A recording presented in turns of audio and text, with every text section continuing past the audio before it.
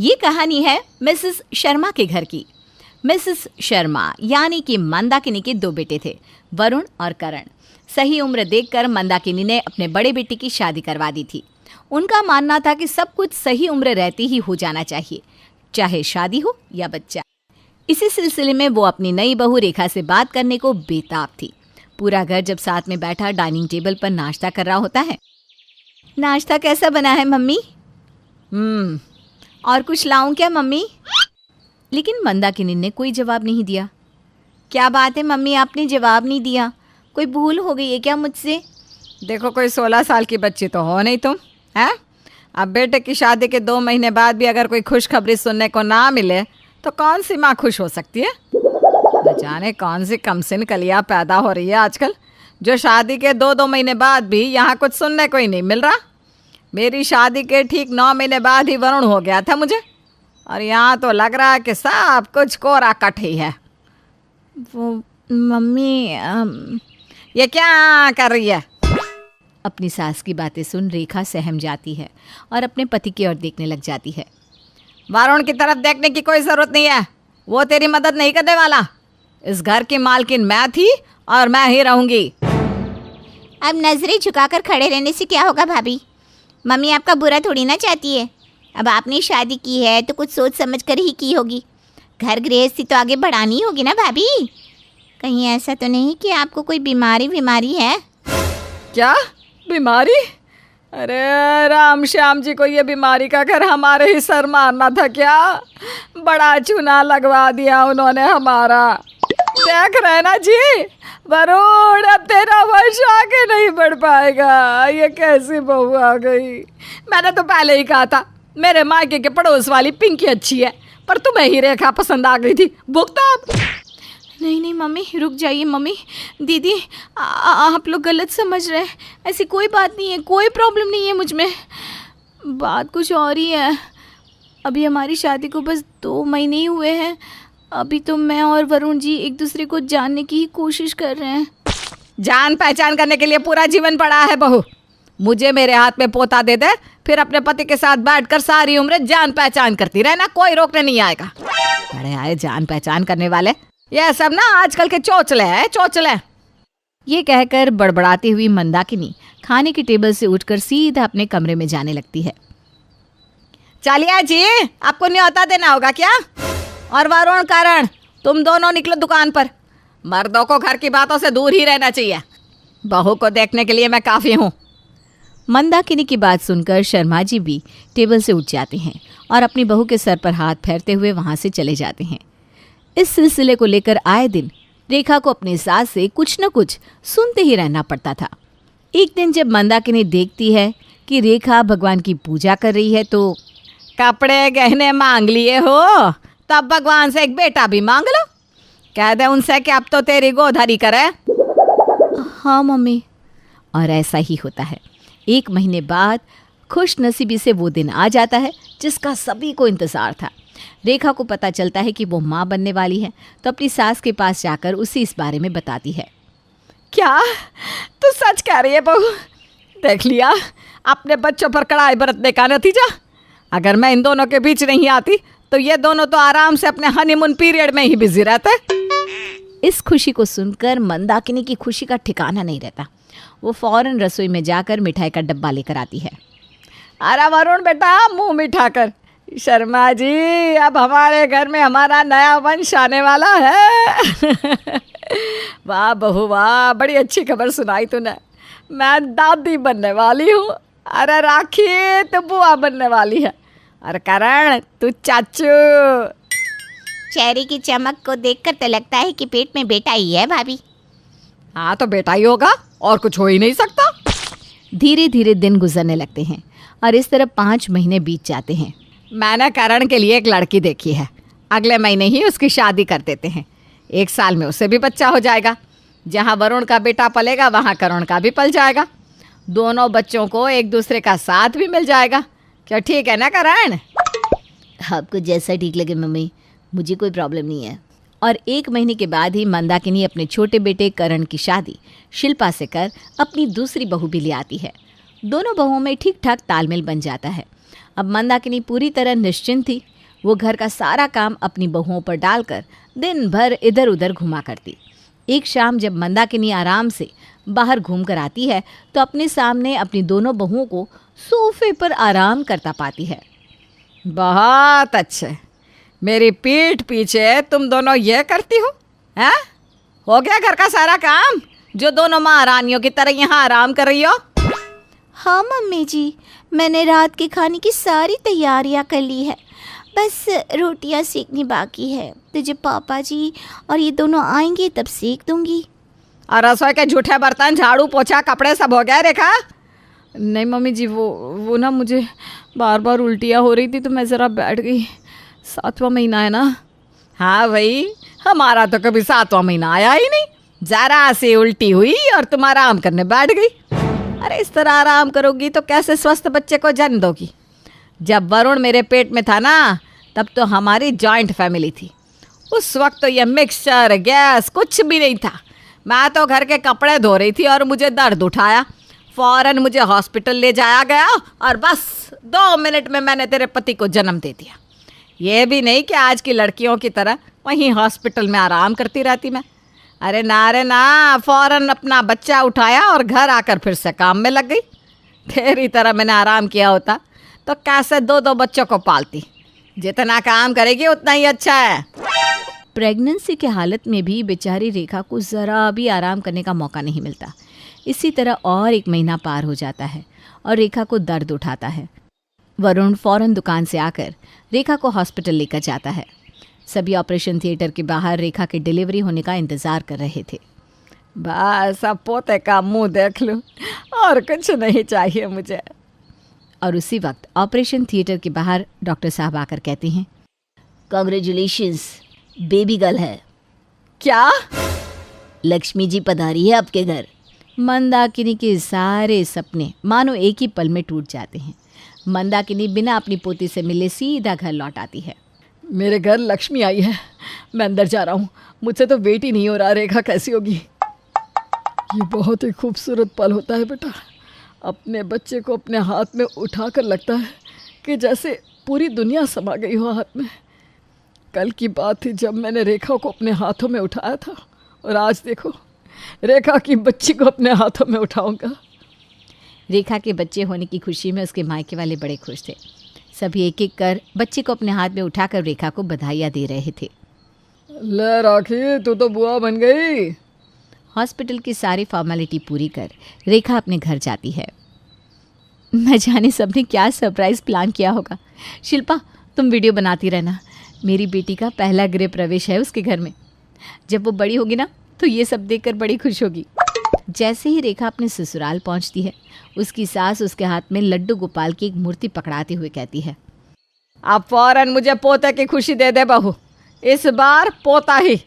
जा अपने कमरे में बच्चे को दूध पिला दे, और फिर दोपहर के खाने की तैयारी भी तो करनी है। कहाँ रेखा ने सोचा था कि उसकी बच्ची का भव्य स्वागत होगा, पर यहाँ तो उसके होने की खुशी भी नहीं थी किसी को। उल्टा उसकी सास फिर से एक पोते की उम्मीद में बैठी थी। इसी तरह 1 महीना बीत जाता है। रेखा को उसकी फ्रेंड का फ़ोन आता है। तुझे इतनी प्यारी बेटी हुई है और तूने मुझे बताया भी नहीं। अच्छा हाँ, अभी तो तू 1 महीने के रेस्ट पर होगी ना। वैसे तुम लोग बच्चा होने की पार्टी कब थ्रो कर रहे हो? नेहा, अब वो मेरी बच्ची उठ गई है, मैं तुझे बाद में कॉल करती हूँ। हाँ। अपनी सहेली की बात सुनकर रेखा का मन टूट जाता है। किसी को मेरी गुड़िया से कोई मोह ही नहीं है। बच्ची के होने पर किसी ने पार्टी करने की भी नहीं सोची। कहानी के पिछले पार्ट में हमने देखा कि शर्मा जी की पत्नी मंदाकिनी बड़े ही कड़े स्वभाव की महिला थी।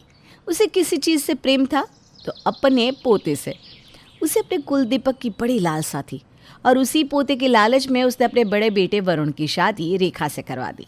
वो आए दिन अपनी बहू पर पोते का चेहरा दिखा देने का दबाव डालती रहती।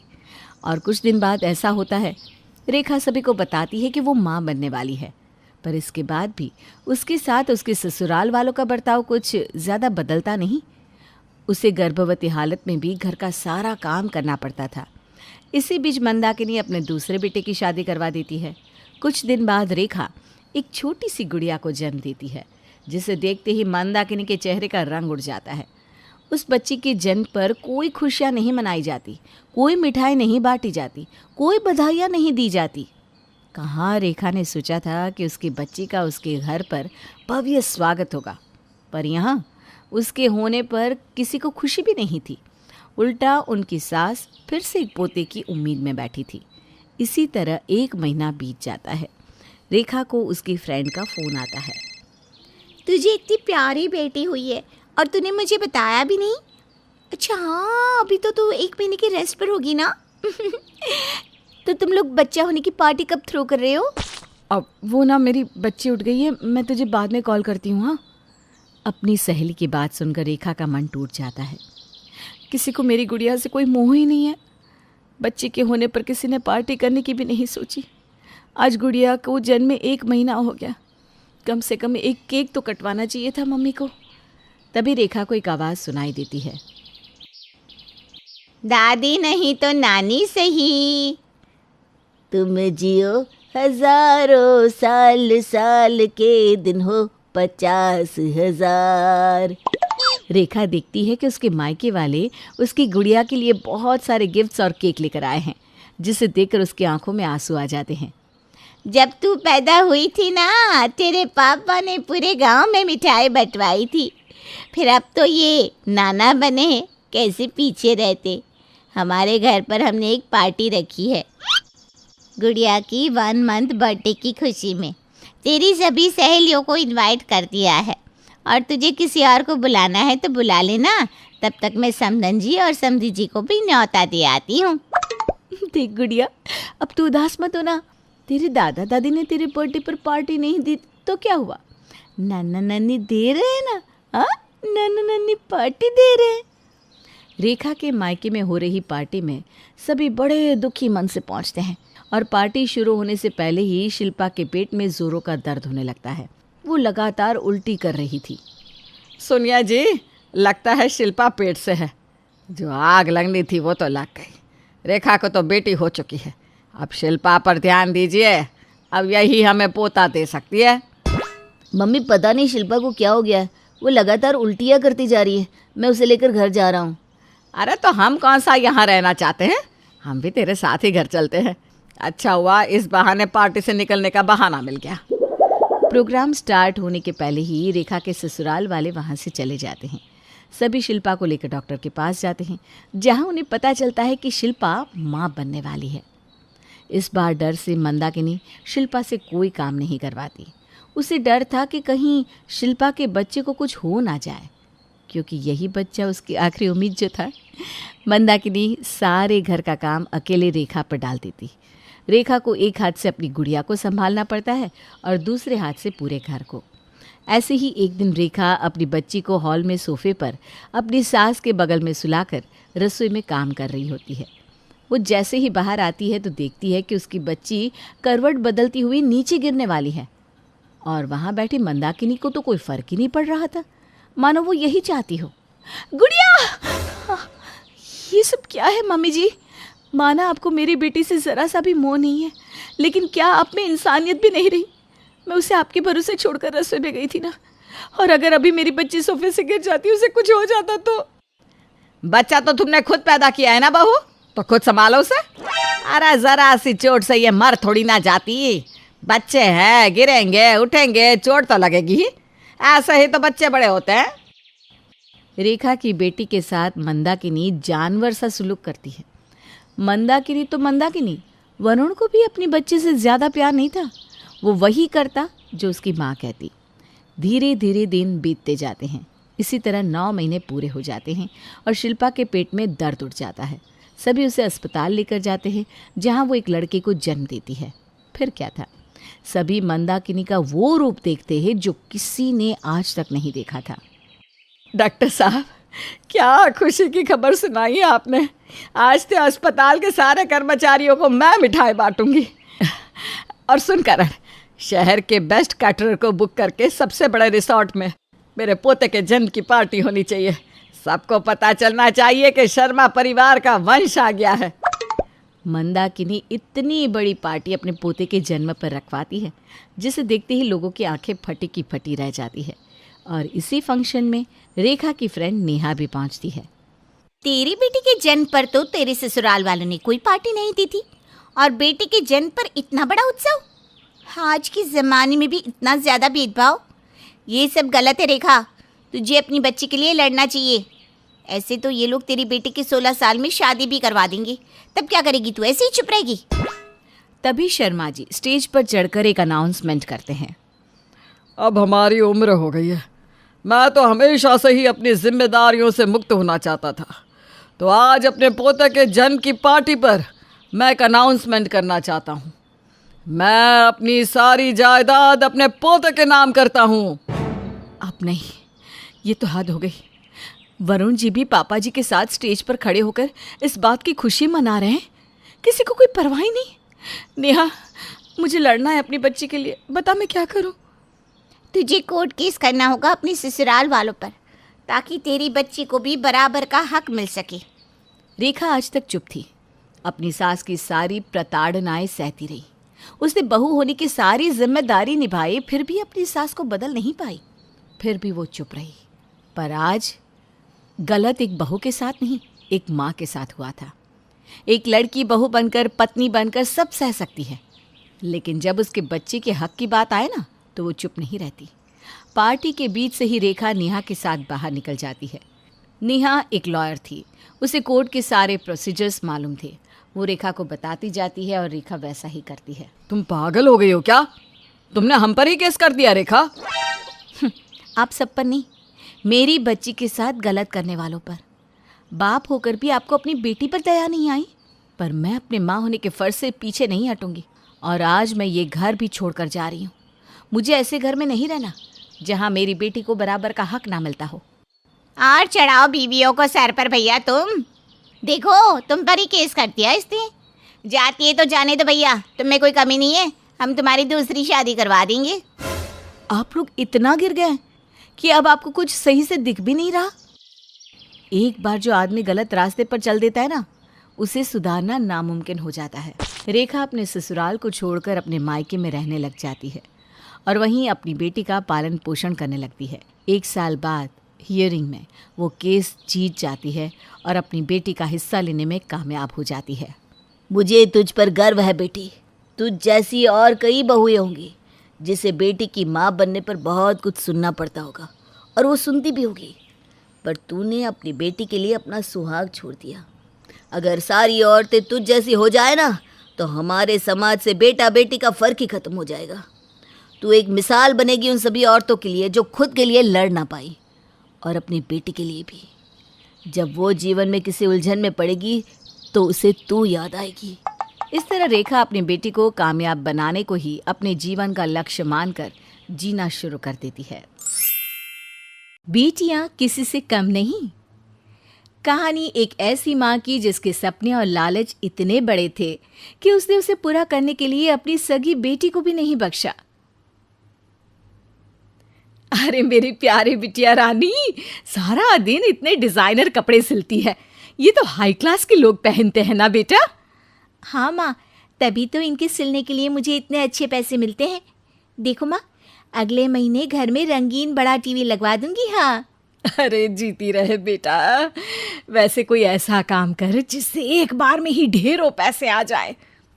आने को तो इसमें भी अच्छी कमाई है माँ, लेकिन एक दिन में एक ही कपड़ा सिलो तो आराम भी है ना। वैसे क्या करना है माँ इतने पैसों का? अरे तू बड़ी भोली है बेटा। अरे ओ रायना के पापा, देखो तो, रायना के लिए मैंने एक लड़का देखा है। पैसे तो इतने हैं कि लाखों रोज इधर से उधर हो भी जाए तो पता ना चले। वो तो ठीक है, लेकिन इतने बड़े घर का लड़का हमारी रायना से शादी क्यों करेगा? अरे कैसी बात कर रहे हैं आप? क्यों नहीं करेगा? अरे करेगा ना, कमी क्या है हमारी रायना में? अच्छा, फोटो तो दिखा दो, कैसा है लड़का? कहीं ऐसा ना हो कि कोई बूढ़ा निकले। अरे थोड़ी सी उम्र में बड़ा लड़का कोई बूढ़ा नहीं होता। ये देखो, फोटो किसी लड़के की नहीं बल्कि एक आदमी की थी। ये क्या बकवास है? कौन है ये? इसके बेटे की फोटो दिखाओ। जी ये वो लड़का ही है। अरे साधना, तुम सगी माँ हो या सौतेली? अरे पैसा रहेगा तो राज करेगी ना। मेरे जीते जी मैं अपनी बेटी की शादी इतने बूढ़े आदमी से बिल्कुल नहीं करूंगा। जब मैं अपनी बेटी के लिए लड़का पसंद नहीं कर सकती तो मेरा इस घर में रहने का अधिकार ही नहीं है। जैसे ही वो जाने लगती है कि तभी राइना वहाँ आ जाती है। माँ, आप जहाँ बोलेंगी मैं वहाँ शादी कर लूँगी, आप कहीं मत जाइए। और फिर राइना की शादी अपने से 11 साल बड़े राधा राम से हो जाती है। शादी के बाद एक दिन, अरे माँ, कैसे आना हुआ आपका? अरे बेटी, घर में आने के लिए कुछ सोचना होता है क्या? ये लो, पूरे 2 दर्जन केले है बेटा। शुक्रिया माँ। वैसे और बताइए। बेटा, तेरे पापा की तबीयत खराब हो गई है और तू तो जानती है कि उनकी कमाई कितनी है। अगर तुझसे कुछ पैसों का इंतज़ाम हो जाए तो। माँ, मेरे पास पैसे कहाँ से आएंगे? अरे वाह बेटी, तू तो गिरगिट की तरह रंग बदल रही है। अरे तुझे पढ़ाया लिखाया, तेरी शादी में पैसा लगाया, अब तेरे मायके वालों को ज़रूरत है तो तू ऐसे जवाब देगी? अरे अरे माँ, ऐसे मत बोल। मेरी मुंह दिखाए में जो पैसे मिले थे ना, वो मैं तुझे दे देती हूँ। लेकिन अगली बार से आपको जब पैसों की ज़रूरत हो तो आप कुछ दिनों पहले ही बता देना। अरे ठीक है, तो अभी से सुन ले, अगले महीने भी पैसों का इंतज़ाम करके रखना, मैं आकर ले जाऊंगी। तभी वहाँ राइना की सास आ जाती है। अरे अरे समधन जी, कैसे आना हुआ? अरे कुछ खाया पिया आपने? अब जी वो केले लाई हूँ पूरे 2 दर्जन। अब बेटी के ससुराल आना था तो खाली हाथ थोड़ी ना आती मैं। कोई बात नहीं बहन जी, आराम से बेटी से बात करिए, मैं और भी कुछ खाने को भिजवाती हूँ। सास के जाने के बाद साधना भी पैसे लेकर घर आ जाती है। अब दिन बीतते हैं। साधना हर महीने राइना के घर आती और पैसे लेकर चली जाती। लेकिन एक दिन अचानक राइना की सास का फ़ोन साधना पर आता है। बहन जी, जैसे भी हो आप जल्दी से हमारे घर आ जाइए ना। हमारी बहू राइना को क्या हो गया है? न बोल रही है न हिल रही है। हैं? अरे मार तो नहीं डाला मेरी मासूम बेटी को? साफ साफ बोल देती हूँ, मेरी बेटी को कुछ भी हुआ होगा ना तो मैं तुम लोगों को कंगाल कर दूंगी, क्लेम कर दूंगी करोड़ों का। अरे क्या हुआ भाग्यवान, कहाँ से करोड़ों आ रहे हैं? अरे मार डाला हमारी बिटिया को उन लोगों ने। हैं? क्या बोल रही हो तुम? मैंने तो पहले ही बोला था कि लड़का ठीक नहीं है। दोनों राइना के घर पहुंचते हैं, जहां राइना का पति कहता है, अरे आप डरिए नहीं, डॉक्टर ने कहा है कि वो अब खतरे से बाहर है। अरे पर वो खतरे में गई क्यों? अरे क्यों मेरी लड़की को मारने की कोशिश की गई? अरे वकील करूंगी बड़े से बड़ा और सबको सड़क पर ले आऊंगी। अरे सौम्या की माँ में इतनी हिम्मत है कि वो अपनी बेटी को पाल ले। रास्ते में ले आऊंगी तुम लोगों को। हाँ। अरे माता जी, लेकिन डॉक्टर की बात तो सुन लीजिए। नहीं, मुझे किसी की बात नहीं सुननी मेरी बेटी। अरे सुन तो लो भाग्यवान कि क्या बोलना चाह रहा है तुम्हारा दामाद। जी दामाद जी, बताइए क्या हुआ है हमारी बेटी को? अरे पता नहीं, सारी रात किसके लिए कपड़े सिलती रहती है और वो कपड़े जाते कहाँ हैं। अरे हम तो इतने पैसे वाले हैं, हमें तो कोई ज़रूरत नहीं है इसके सिलाई के पैसों की। मैंने तो कहा भी कि बिटिया अगर इतनी इच्छा है तो दिन में एक ड्रेस सिल लो, लेकिन मानी नहीं। आप ही की बेटी है, पूछिए आप, पूरे होश में है अब। हाँ, ये कहकर सास वहाँ से चली जाती है। अब कमरे में सिर्फ बेटी, माँ और पिता थे। बेटा, मैं तो जीते जी मर जाता अगर तुझे कुछ हो जाता तो। क्या बात है बेटा, ये लोग अच्छे नहीं, तेरा पति ठीक नहीं है बेटा? अरे नहीं पापा, ये तो साक्षात भगवान का रूप है। मेरी सास तो मेरा पूरा ख्याल रखती है। ये लोग बहुत अच्छे हैं पापा। अरे तो फिर क्या ज़रूरत पड़ गई मरने की? माँ, पता ही नहीं चला, सारी रात काम करती रहती। आपको पैसे भी तो देने थे, लेकिन ये नहीं पता था कि सेहत खराब हो जाएगी। अरे पैसे देने थे तो सास से या पति से लेकर दे देती। नहीं नहीं माँ, ये मेरे सम्मान के खिलाफ था। आप लोगों ने मुझे इस लायक बनाया है कि मैं आप लोगों की मदद अपने पैसों से करूं। पिता को साधना पर बहुत गुस्सा आता है, लेकिन साधना की आंखों में आंसू होते हैं। मुझे माफ कर दे बेटा, मैंने कभी नहीं सोचा था कि तू इतनी स्वाभिमानी निकलेगी। बेटा, मैंने अपने लालच में तेरा जीवन बर्बाद कर दिया, मुझे माफ कर दे बेटा। माँ, ये राधिका है, तुम्हारी बहू। राधिका गांव में हॉस्पिटल में नर्स का काम करती है। बस हम दोनों में दोस्ती हो गई और हमने शादी कर ली। राधिका, माँ के पैर छू। अरे चल हट नालायक।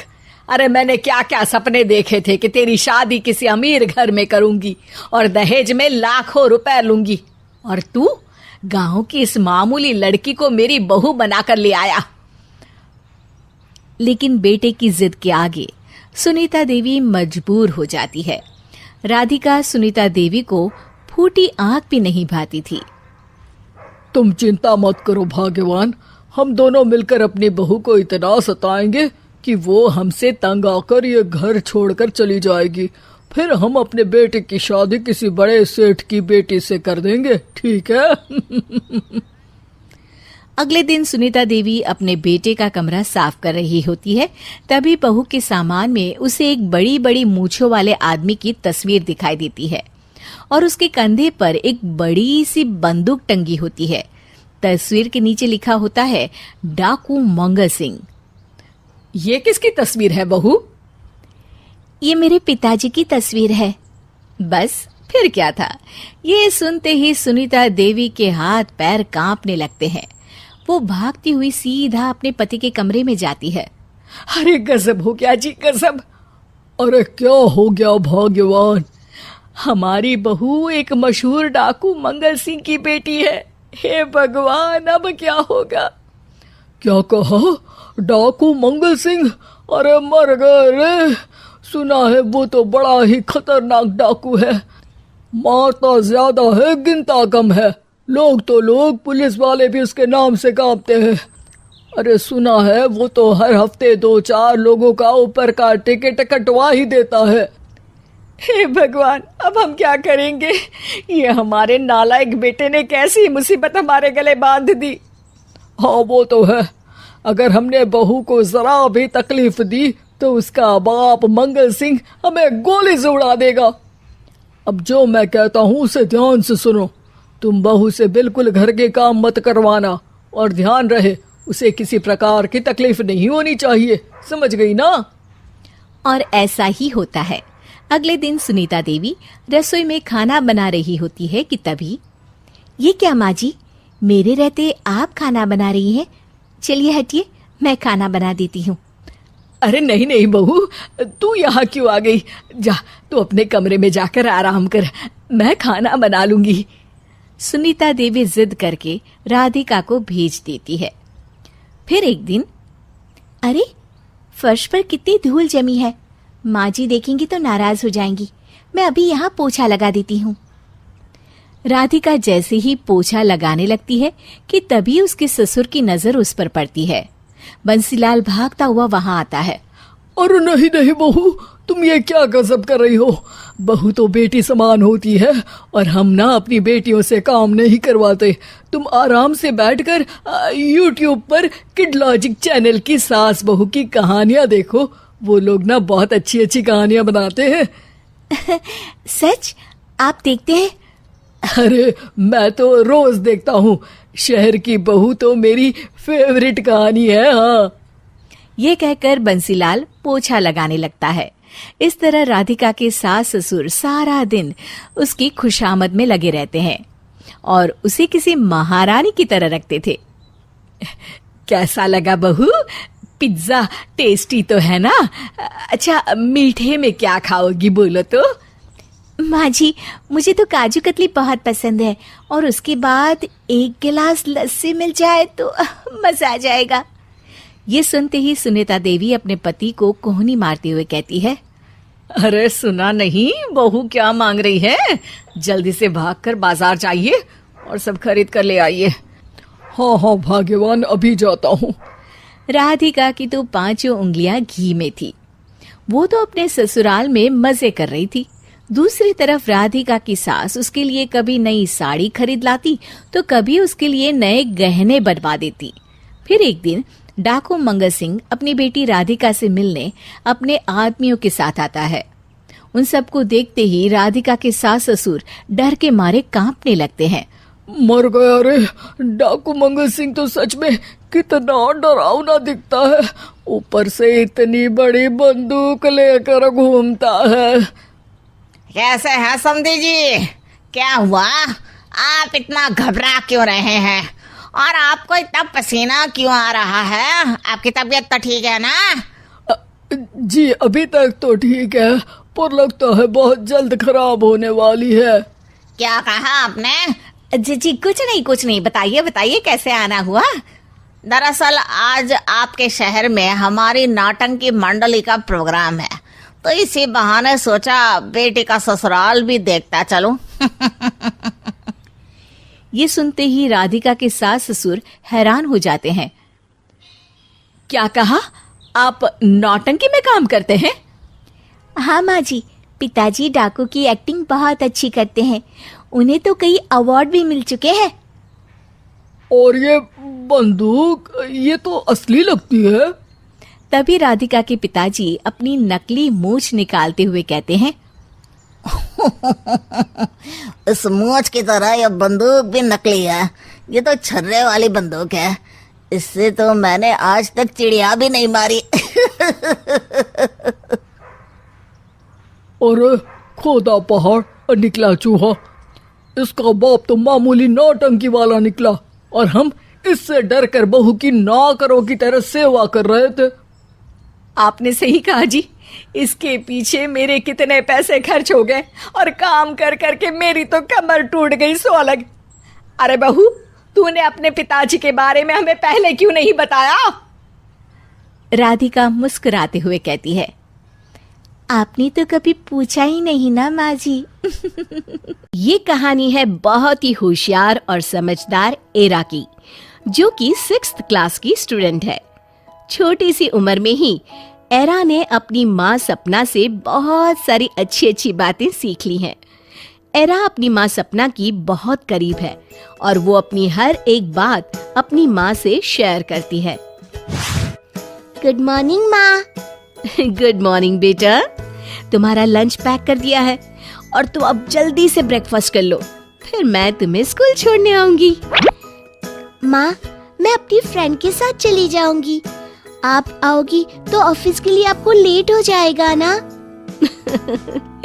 ओके बेटा, ध्यान से जाना। हाँ प्रिया, ओ प्रिया, चलो जल्दी बाहर आ जाओ, स्कूल के लिए देरी हो रही है। अरे वाह एरा, कितनी अच्छी बात है, आज हम साथ साथ स्कूल जाएंगे। उसी दोपहर जब एरा और प्रिया घर वापस आ रहे थे तो अरे देखो, मुझे क्या मिला? ये तो किसी का पर्स दिखता है। ओह, देखो, इसमें तो कितने सारे पैसे हैं। आज का दिन बहुत ही अच्छा है। देखो, हमने कितने सारे पैसे पाए। हम इनसे कितनी सारी चीजें ले सकते हैं ना? हाँ प्रिया, सच कहा, आज का दिन सच में बहुत अच्छा है। चलो अब घर चलते हैं और कल इन पैसों से क्या क्या लेना है सोचेंगे। एरा के मम्मी पापा दोनों ही अपनी जॉब से शाम को घर आते हैं, इसलिए दोपहर का खाना एरा खुद ही किचन से लेकर खा लेती है। एरा, आज तो बहुत सारे पैसे पाए हैं। तुम तुरंत उन पैसों को निकाल कर अपनी बैग में रख लो और वॉलेट को फेंक दो ताकि मम्मी को पता न चले। नहीं एरा, मम्मी से कोई भी बात छिपाना गलत बात है। तुम्हें मम्मी के आते ही उन्हें ये बात बतानी चाहिए। मम्मी को बताने से कुछ नहीं होगा, बस इतना होगा कि ये पैसे जो तुमने पाए हैं वो रख लेंगी। मम्मी बड़ी है और हमसे ज्यादा समझदार भी। वो वही करेंगे जो सही होगा। इसलिए पाए हुए पैसों का लालच किए बिना तुम्हें मम्मी को ये बात बतानी ही चाहिए। हाँ, मैंने आज तक मम्मी से कोई बात नहीं छिपाई। मैं ये बात भी मम्मी को जरूर बताऊंगी। एरा बार बार घड़ी देखते हुए 5 बजने का इंतजार करने लगती है। ओहो, आज तो मम्मी का वेट करना बड़ा ही मुश्किल हो रहा है।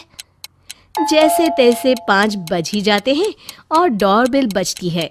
साथ में ही बाहर से आवाज भी आती है। एरा बेटा, दरवाजा खोलो, देखो मैं आ गई। मम्मी जल्दी आओ, मुझे आपको कुछ बताना है और कुछ दिखाना भी है। अरे अरे अरे, आराम से बेटा, चलो आ रही हूं ना रूम में। एरा, ये कहाँ से मिला तुम्हें? माँ, आज स्कूल से वापस आते वक्त मुझे ये रास्ते में पड़ा हुआ मिला। तो क्या वहाँ इसे लेने वाला कोई नहीं था? नहीं माँ, वहाँ कोई नहीं था। मैं और प्रिया दोनों ने देखा।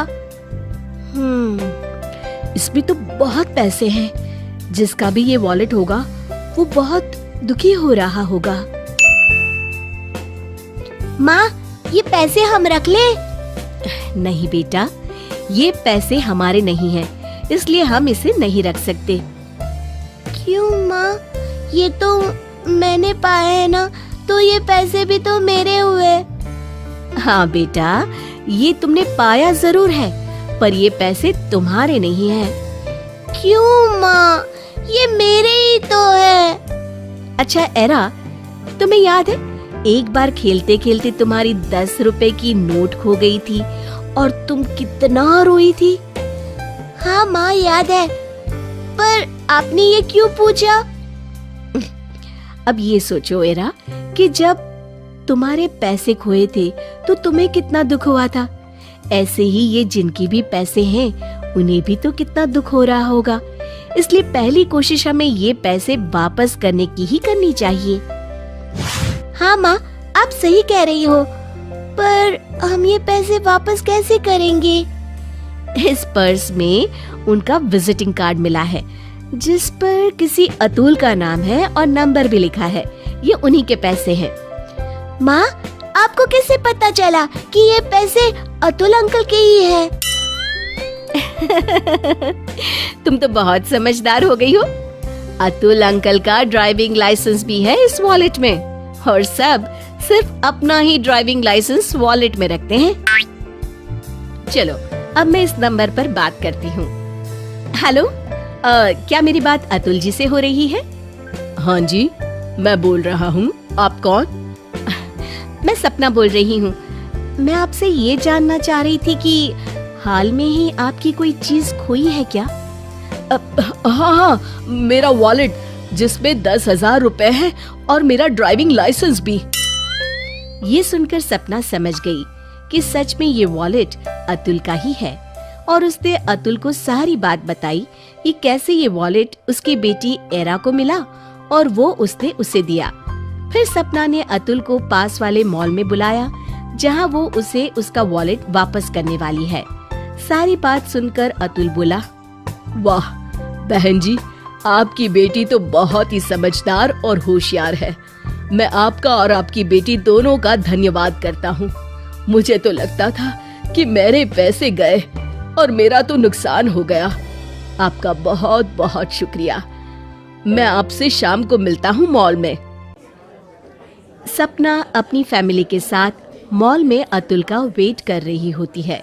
तभी अतुल दौड़ता हुआ सामने से आ जाता है अपनी वाइफ के साथ। आप ही सपना जी हैं और ये एरा है? हाँ जी, हाँ जी, प्लीज बैठिए ना। ये लीजिए आपका वॉलेट, और प्लीज पैसे गिन लीजिए, पूरे हैं ना? कैसी बात कर रही हैं बहन जी, पैसे गिनकर आप जैसे ईमानदार लोगों की इंसल्ट नहीं कर सकता। एरा बेटा, आप तो बहुत अच्छी बच्ची हो, आप बहुत समझदार भी हो। मैं चाहता हूँ कि जब मेरी बेटी हो तो बिल्कुल आपके जैसी हो। और मैं आपको ये गिफ्ट देकर थैंक यू भी बोलना चाहता हूँ आपकी हेल्प के लिए। Thank you uncle. Atul era के साथ साथ सपना और उसके पापा को भी थैंक यू बोलता है और सब अपने अपने घर की ओर निकल जाते हैं। वापस आते वक्त रास्ते में एरा सपना से पूछती है, माँ, अगर हमें अतुल अंकल का फ़ोन नंबर नहीं मिलता तो क्या वो पैसे हमारे हो जाते? तब हम उन पैसों से क्या करते? नहीं बेटा, वो पैसे हमारे तब भी नहीं होते। अगर हमें पाए हुए पैसों के असली मालिक का पता नहीं चलता तो हमें उन पैसों से गरीबों की मदद करनी चाहिए, उन्हें खाना खिलाना चाहिए या कपड़े देने चाहिए, पर खुद वो पैसे नहीं रखने चाहिए। शिक्षा, हमें इस कहानी से ये शिक्षा मिलती है कि हमें कभी भी पाए हुए पैसों को अपना नहीं समझना चाहिए। हमें बिना पैसों का लालच किए उन्हें अपने बड़ों को दे देना चाहिए ताकि वो पैसे उनके मालिक को लौटा सके, और अगर ऐसा ना हुआ तो उन पैसों से गरीबों की मदद कर सके। दोस्तों, हमें उम्मीद है कि आपको हमारी ये कहानी पसंद आई होगी। कृपया हमारे चैनल को सब्सक्राइब करें और सभी अपडेट्स के लिए बेल आइकन जरूर दबाएं। और हाँ, वीडियो लाइक और शेयर करना मत भूलिएगा। Bye bye.